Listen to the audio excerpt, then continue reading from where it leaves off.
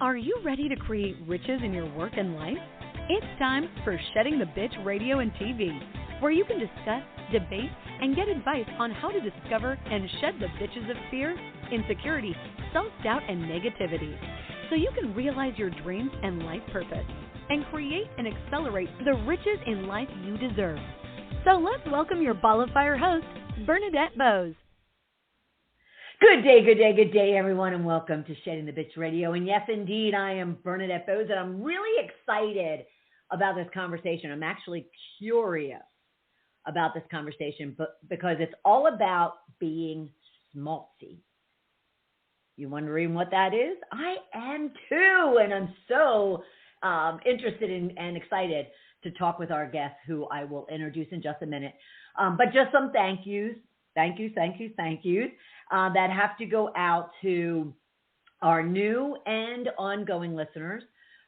Those ongoing listeners are actually rating and commenting and tweeting and sharing and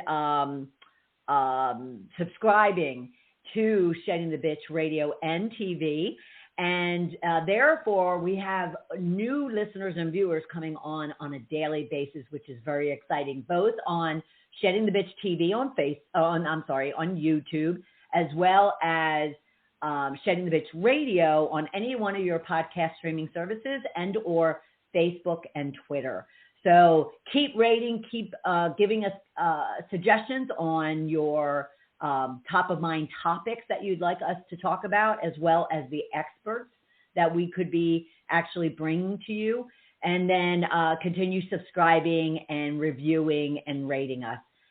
It is how we are going to get more eyes and ears, especially from women all around the world, listening in and really helping to transform their work and their lives and create riches in both their work and life that they deserve.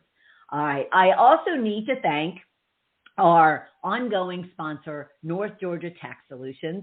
Debbie Snelling and her team provide full service tax services and financial services to small to corporate sized clients all around the country, not just North Georgia.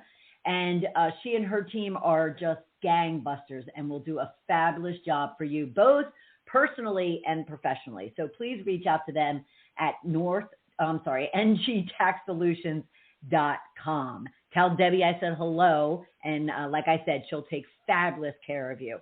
The other sponsor that I definitely need to call out is a recent new sponsor to us, and they are more local to Georgia, but they are Up Top Roofing, and Jay and his team are absolutely fabulous and have been taking care of me and a good number of people around the Atlanta area for about the last 12 or 15 years. And so he has been an active listener, and he and his whole office have been active listeners to Shedding the Bitch Radio and TV over the last, I would say, 5 or 6 years. And I will be honored to be able to refer him to anyone that has any type of roofing or home services needs. So you can reach out to him at up-top roofing of Atlanta, ATL, at yahoo.com. Take a note, all right? And he will do you well, trust me. Now, let's get into our conversation for today. I'm very curious, aren't you? Be schmaltzy. We're going to talk about how being schmaltzy can help you be successful. And our guest, is teaching people how to get out of their comfort zone to succeed in business, career, and life. So what both of us want you to be listening for is, what is the Be Schmaltzy movement? All right, and what it means to be schmaltzy. The Schmaltzy Tasks that will also help you not only succeed, but really kind of find focus and clarity and confidence in the work and the life that you're leading. So a little bit about our guest.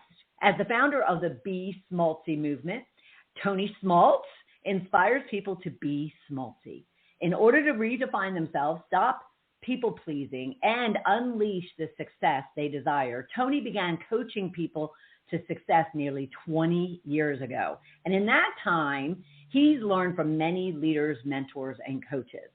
The Schmaltzy Movement was developed as a way to help people get out of their comfort zones, to be more authentic, and to do what they are afraid to do for their own success. The German translation of the word Schmaltzy literally means, I love this, overly sappy or cheesy, like a joke is cheesy.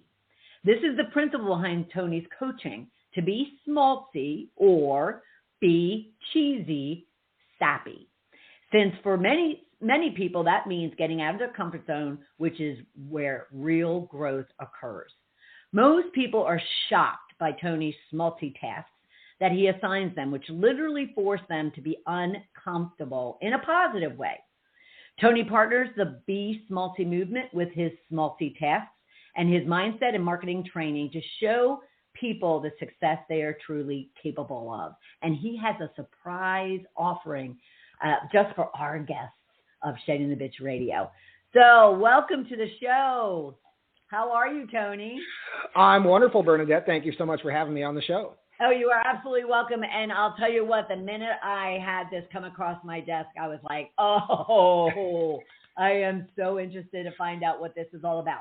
But before we dive into all of that, give us an idea of who you are, and then we could talk about how did this all come about in regards to you forming this 20-year practice that is transforming lives. Sure, absolutely. So my family and I live here in Panama City, Florida. We are actually originally from Seattle, Washington, and we moved here about 3 years ago, so all the way across country. Whole different change. Left the aerospace corporate career to come start doing this. So it was a big change. Yeah. We unfortunately also went right through Hurricane Michael, the big Cat 5 hurricane. So we were right smack in the middle of that. But it was adventure, and we learned so much from it. It was actually, believe it or not, in a way, kind of fun, and so we enjoyed that. I've got my wife and I actually have 4 children, and the two oldest are actually our nieces that we took in when they were 9 and 10 and raised them as our own. So we've got 26, 25, 22, and 14. Oh, wow. There's a house full. It really was. It really was. The older ones are moved out now, but it was for a while. It was quite hectic. Yeah, I can only imagine. I've got 4 brothers, and so being Schmaltzy really was kind of a stronghold of our growing up, even though we never really referred to it that way. It really was. Getting 5 boys together really causes the Schmaltziness to come out. Yeah. I have 6 brothers, Tony. You got me there. I totally get it. Yeah. I totally get it. Yeah. Yeah.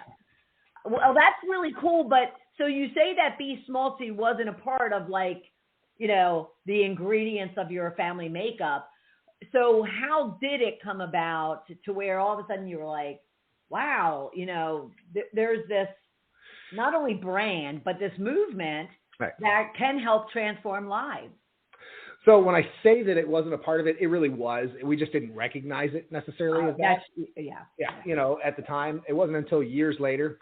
So the background behind the Schmaltzy movement and the way I use the phrase now actually comes back to when I was an exchange student in Germany in high school. So I spent a month in Germany, and teenager, 17 years old, hormones flaring. I was hitting on all the girls, flirting with all the girls, of course. And the guys over there started calling me Schmaltzy. And I just thought they were playing with my last name, Schmaltzy. Okay, I'll just go with it. It wasn't until a year later when talking to one of my host partners over there that he said, he started calling me Schmaltzy again. And I said, what is that really? And he's like, oh, you didn't know? Well, because when you were flirting with all those girls, you were the cheesiest lines, the sappiest, cheesiest stuff ever. And so, 18-year-old me, I'm kind of offended. I'm like, what? Oh, man. And so fast forward now, almost 20 years, and I've got this coaching practice I'm working on, and I'm trying to figure out, I like more lighthearted. I like people, being more open like this.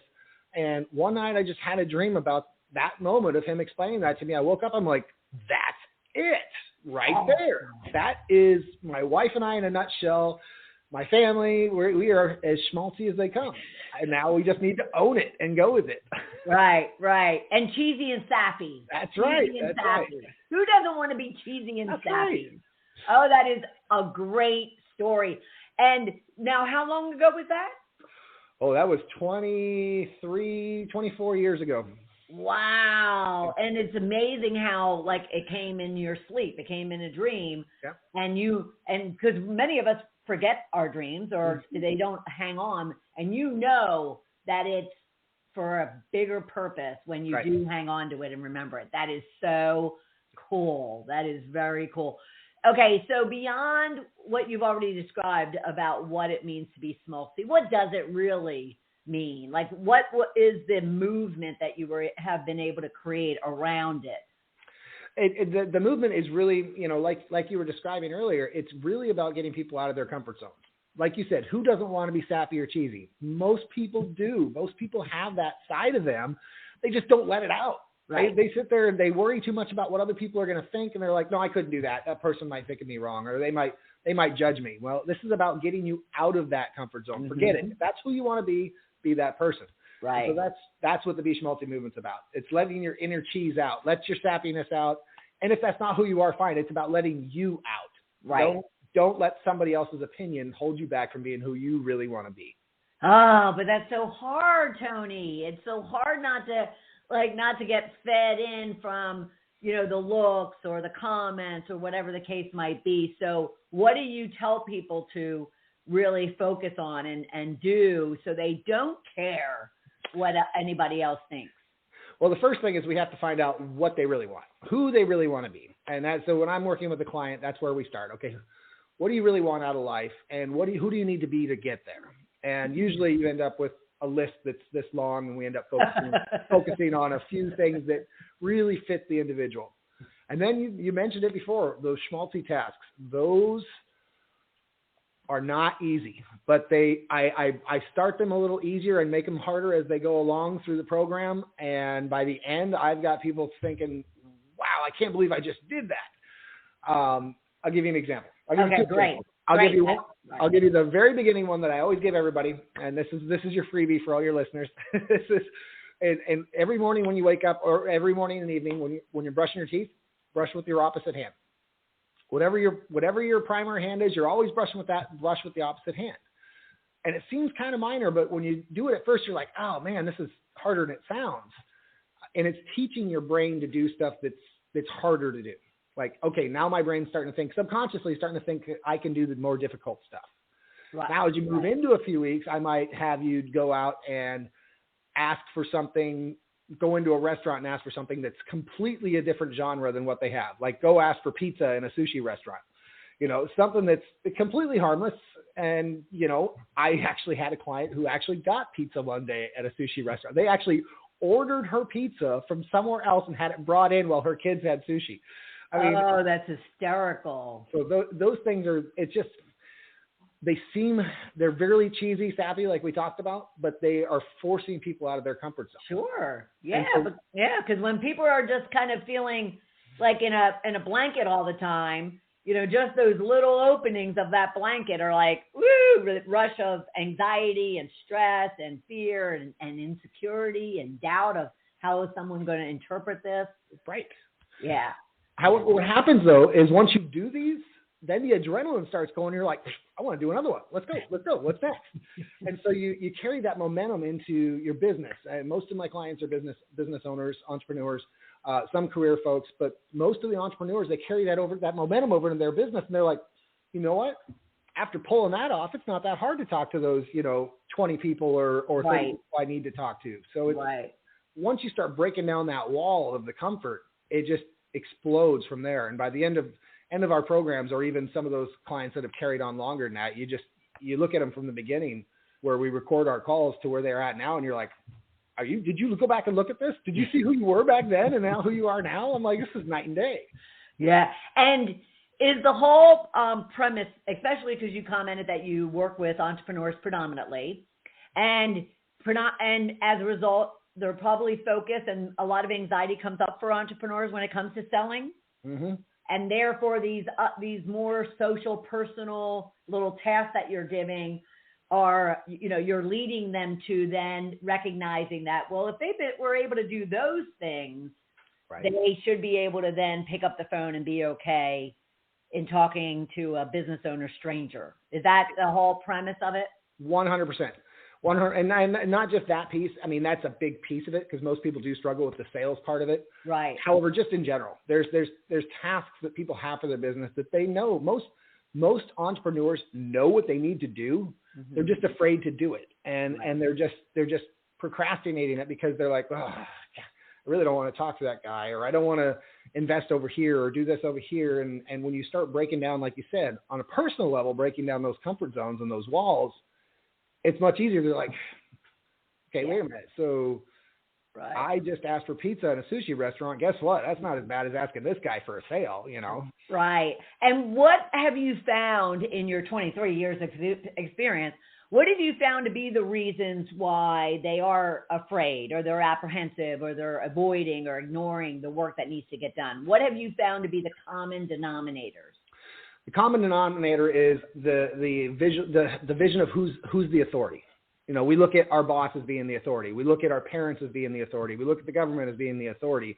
And we oftentimes we stop thinking about what is best for us. We stop thinking about number one or even our family and ourselves.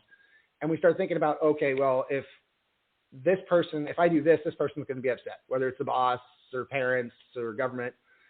So it's living in the fear of what's to come, in the fear of the future. Instead of acting what we know is right today, we live in fear of what's to come, what somebody else's opinion might be, and what somebody else's authority might be. And it's really getting to the point of asking people, what's the worst that could happen?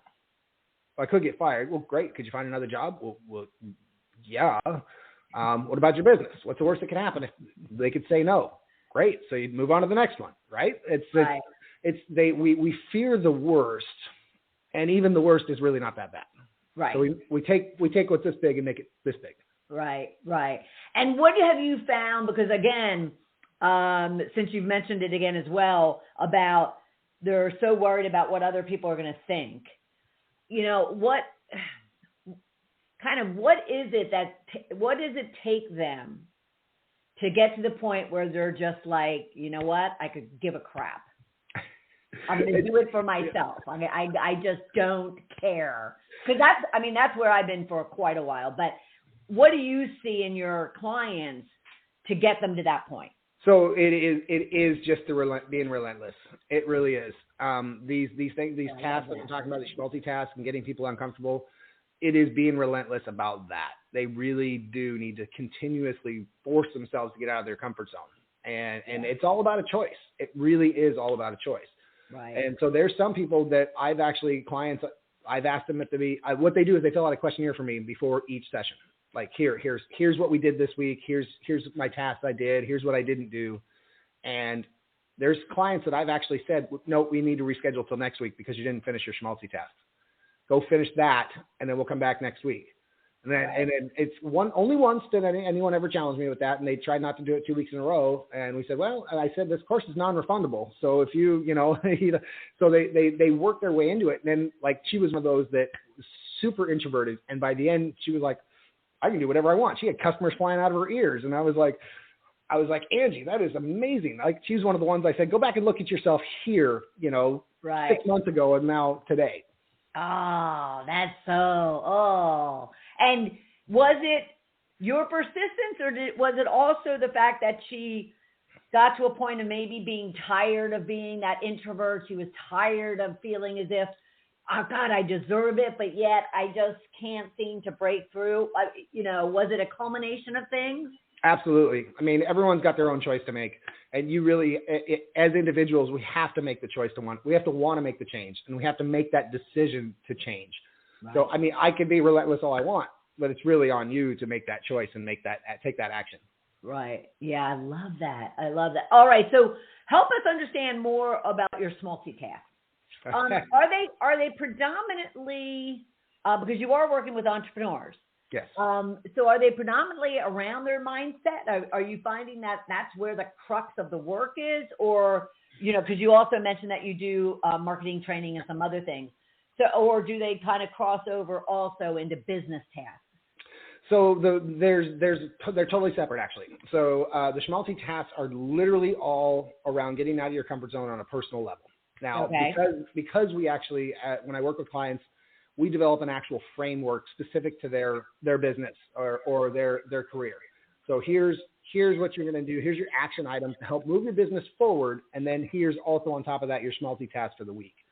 So it's a little bit of both, but they are separate. You know, we work on a structure and a process to help somebody grow their business. And then the Schmaltzy Task is in addition to that to help them break down that wall and get out of the comfort zone to accomplish the rest of this stuff. Right. All right. Awesome. So how can being Schmaltzy help someone succeed?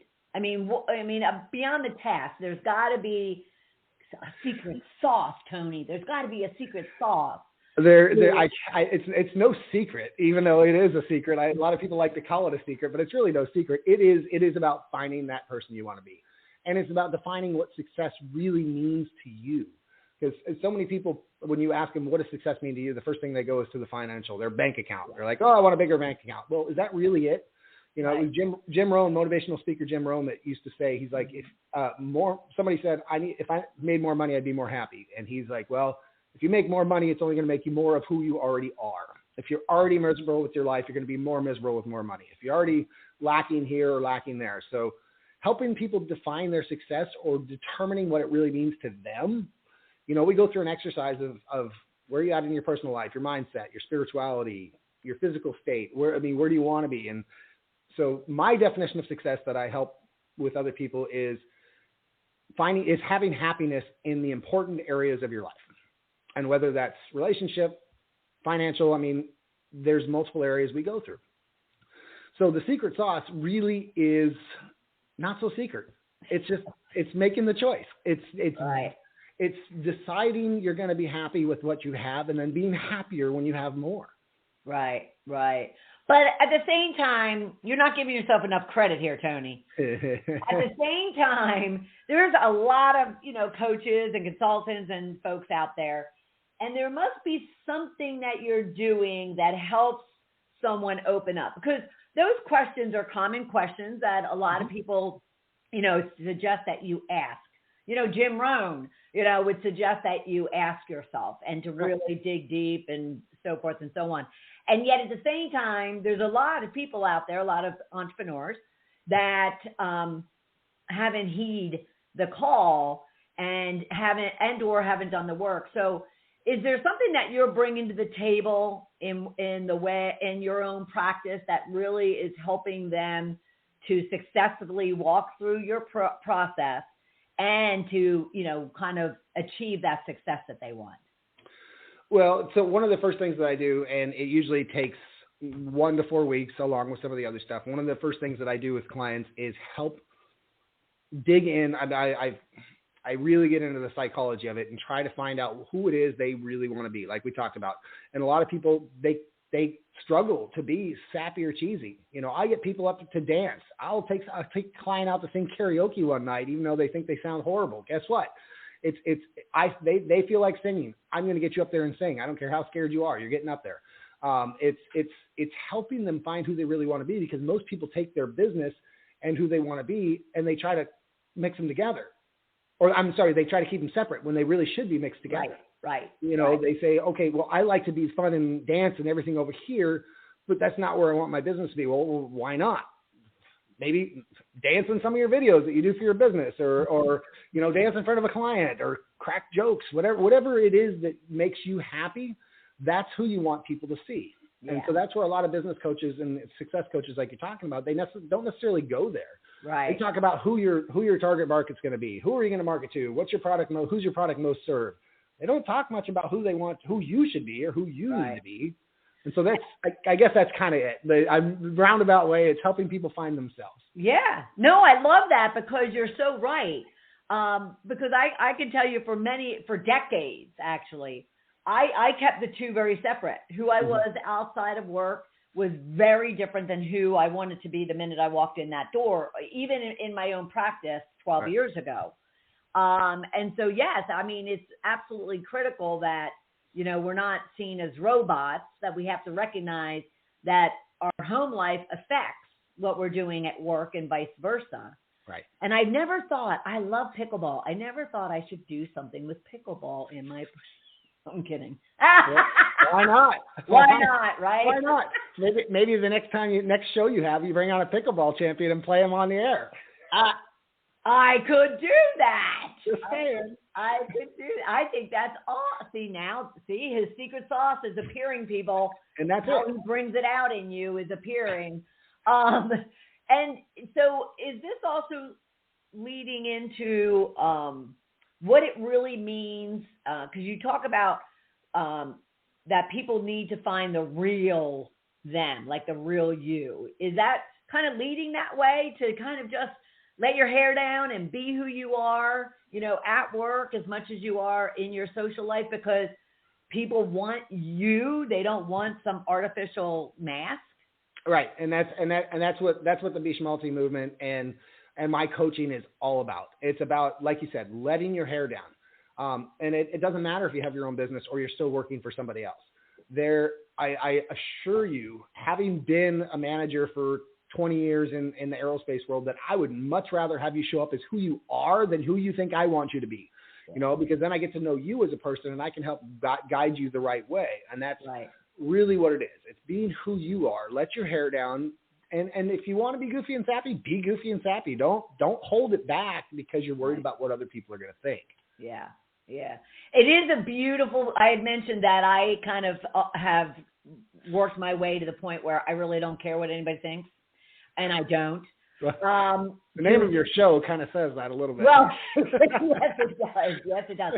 But so I definitely think for anyone listening and watching this, I mean, if you really do feel that kind of tug of war between, who you are showing up as and yet who you truly are, you definitely need to reach out to Tony. His website's right there. Because it's true. You have to be real. You have to be real. Now, what would you say have been your biggest, challenges or struggles in this same space that you're actually coaching on? And did that feed into the practices and the processes and the disciplines that you're now using in your own practice?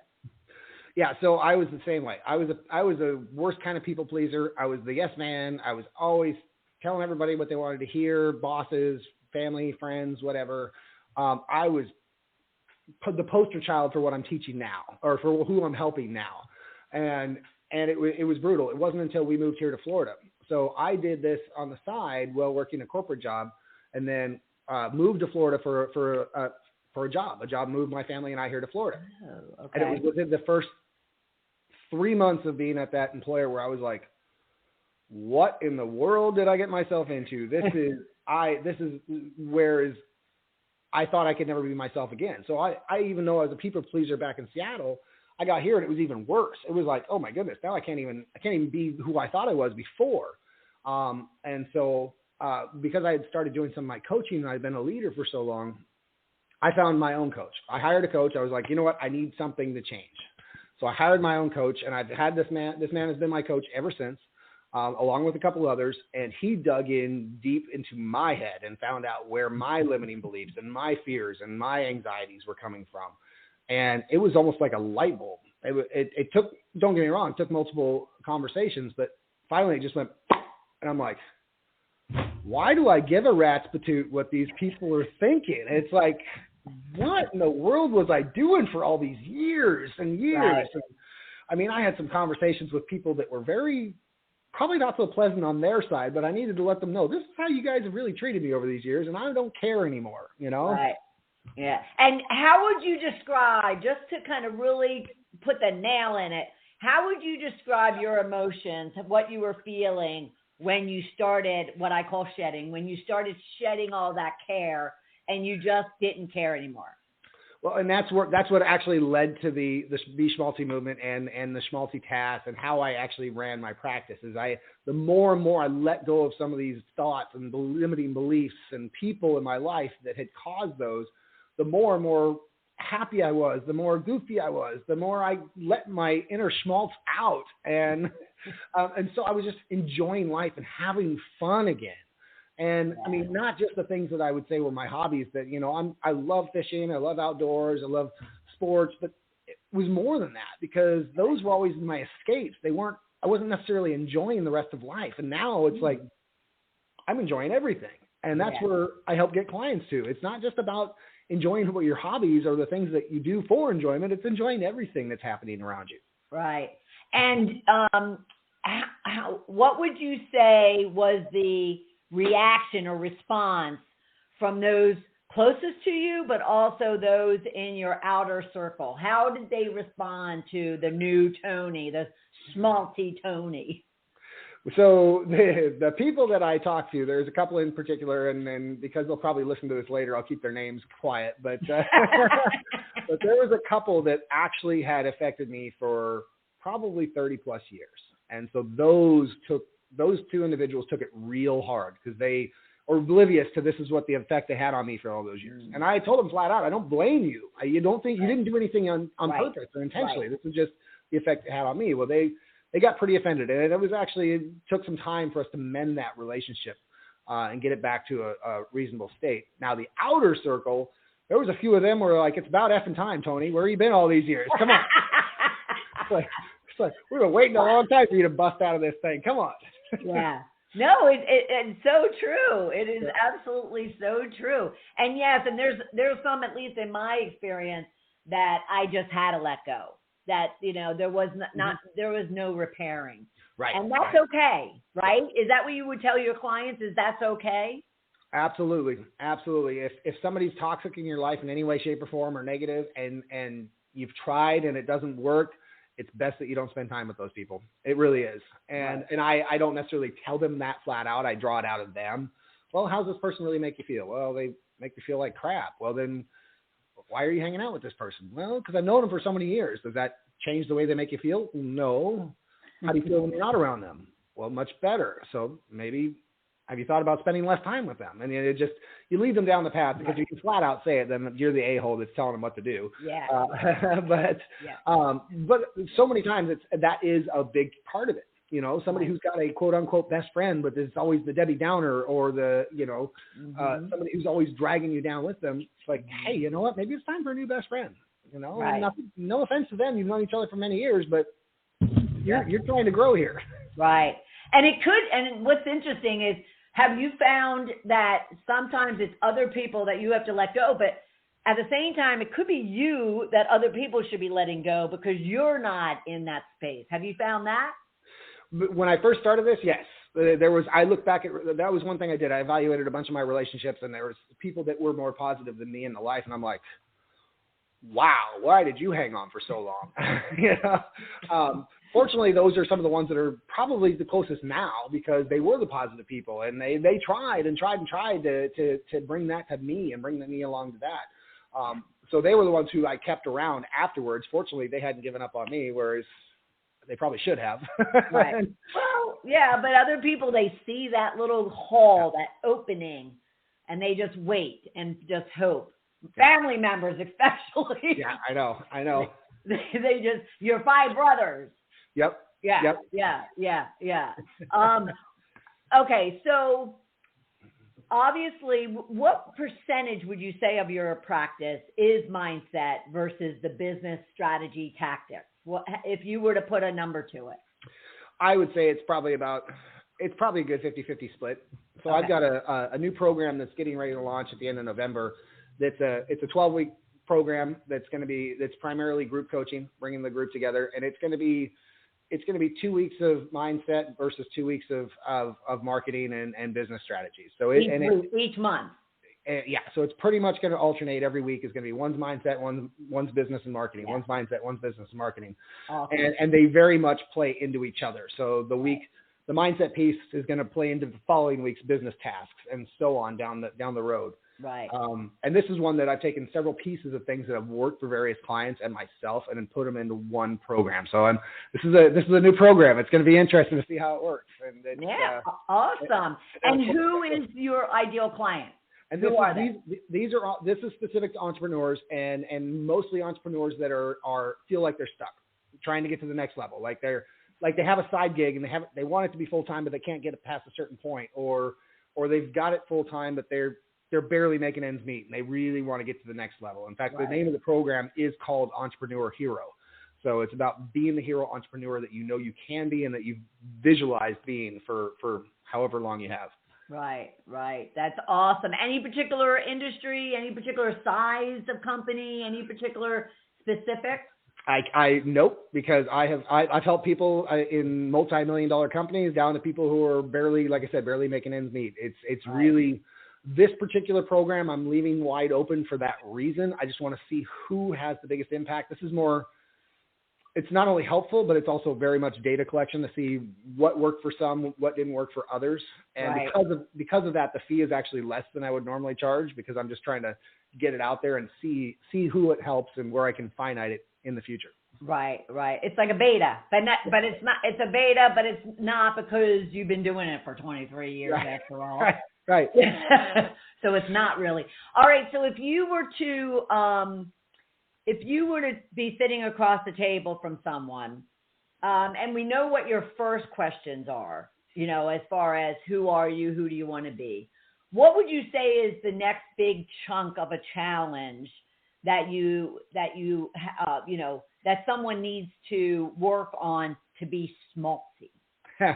So you mentioned the first two questions, and the very next question that when somebody answers who they want to be and what they want, the very next question is, what do you think is keeping you from getting there? And so put that on them. I can dig into their mind as much as I can, and I can have things to maybe bring up in the future, but in reality, you need to attack what they believe in their heart, because if they're going to say it, they believe it. And it's getting to those people's belief systems and helping migrate those belief systems into a more positive or motivated or driven manner, or sappy and cheesy manner.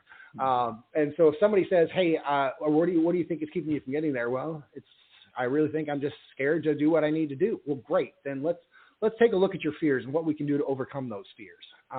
So it's really, it's different for each individual, and it's fun. I've had some that think it's fear, and it turns out to be something completely different, but you don't know that until you start asking and digging into what they're saying or what they're thinking. And you mentioned asking a number of times. You mentioned even, you ask them a lot of questions and let them lead themselves to the answer. And, would you say, for those who may not be familiar with coaching, would you say that is the foundation of coaching, is for that expert, that coach, to just simply ask you all the questions so you can come up and empower yourselves with the answers? Yes. For the most part, that is 100% correct. It is actually a pet peeve of mine when people call themselves a coach and they're really a teacher or an instructor. They'll come into a session and then they'll spend the whole time talking, teaching you something, and they're really not coaching. Coaching there is a little bit of teaching involved, but it's more of a 90-10. 90% is asking the questions and 10% is giving instruction. Might be fuzzy on my percentages, but in reality, most people do really know what they need to do or how to get there. They put blocks on their mind. And so by asking them the questions, don't get me wrong, a lot of coaching is observation and psychology and listening and silence and getting the information from the person so you can ask the right questions. But by asking them, you're putting the onus back on them or instead of us. So if I ask them very intimate or detailed questions about your personal life, by asking you and you sharing what you're willing to share, then it's on you. It's not on me. You're not getting upset with me by asking questions. I'm not telling you should do this. I'm asking you, hey, what do you think about this? Or have you thought about, getting up and singing? Or have you thought about talking to those 10 people? It's helping draw it out of the person or the individual or the group even to help them see for themselves. Right. Empowering them. You're empowering them. You're teaching them. Yeah. And that's why I love the name of your program, Entrepreneur Hero, because you're teaching them to be the hero in their own business and even life. Right. That's absolutely fabulous. Now, as I mentioned at the beginning of the show, everyone, he has a nice gift for those Shedding the Bitch viewers and listeners that I want him to share. And it's going to be available on TonySchmaltz.com. and I'll put the exact link for you. But could you share with us some details about your Success Made Easy and the Schmaltzy Success System course that you're offering our viewers and listeners? Absolutely. So the Success Made Easy is all about finding, like I talked about finding your personal success and the happiness in your different areas of life. So this is not about business or career. This is about you and your mindset, your vision, what you have, your vision for yourself, your why you're trying to accomplish what you're trying to accomplish, and various other mindset things. And when you master these mindset pieces, it makes success pretty easy. That's why it's Success Made Easy. And then the Schmaltzy Success System is really geared towards more so entrepreneurs. However, there's of the modules, there are a whole bunch that will help just anybody. But this is also about growing your career or your business. So you've got the mindset piece in Success Made Easy, and then the business side in the Schmaltzy Success System. And then, of course, the Schmaltzy Success System, you get to be a part of a group, a community, where we all interact with each other and help answer questions, help people grow professionally and personally. Right. Very cool. All right, everybody, check it out. TonySchmaltz.com/shedding. Perfect.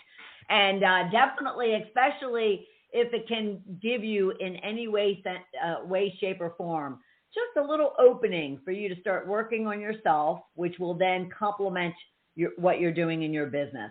And then, of course, reach out to Tony. He has a new program coming, he mentioned. Right. So reach out to him to see how he might be able to help you create and accelerate the riches in your own life and be Schmaltzy. Right. Schmaltzy. All right, Tony, any last tips or advice for our viewers and listeners? Yes. So all I really want to say is definitely get out of your comfort zone. Be who you want to be. Figure out who that is. When you wake up in the morning, what is it that you're happy to go do, and what is it that you dread going to do? And lean more on that side that makes you happy. Keep that in the back of your mind and figure out how to get closer and closer to that with each passing day. And let your inner cheese out. If you feel like singing. I talk to my clients all the time. If you want to dance, just dance. If you want to sing, just sing. I mean, turn on the radio as loud as you can in your car and sing going down the road. Who cares if somebody sees you singing? Just let it all fly, and be yourself. Learn how to be yourself. Figure out what that means.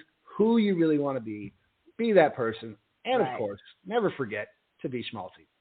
Be Schmaltzy. I absolutely love it. Tony Schmaltz, everyone. Go to TonySchmaltz.com to learn everything about Tony and to check out his various programs, but also go to TonySchmaltz.com/shedding to get one of his programs, which is Success Made Easy and the Schmaltzy Success System. Yay! Thank you so much, Tony, for being part of the program. This has been fabulous. Absolutely. Thank you so much. It's been great. Thank you. I appreciate you having me on. Absolutely. Thank you. And for everyone else, woohoo! What about that? Do you feel schmaltzy? I do. And I'm willing to be cheesy and sappy. That's awesome. So check him out. And then, of course, thank you very much for always being great partners in our Shedding the Bitch community. And I will look forward to having you right back here next Tuesday at noon Eastern time. Take care, everybody. Have a rich week. Bye. Thank you for taking part in Shedding the Bitch Radio and TV with Bernadette Bose. We would love to know what your biggest takeaway was. Go to Shedding the Bitch on Facebook or YouTube and leave a comment. You can also subscribe to the show on Apple Podcasts and YouTube so you don't miss a single episode of the show.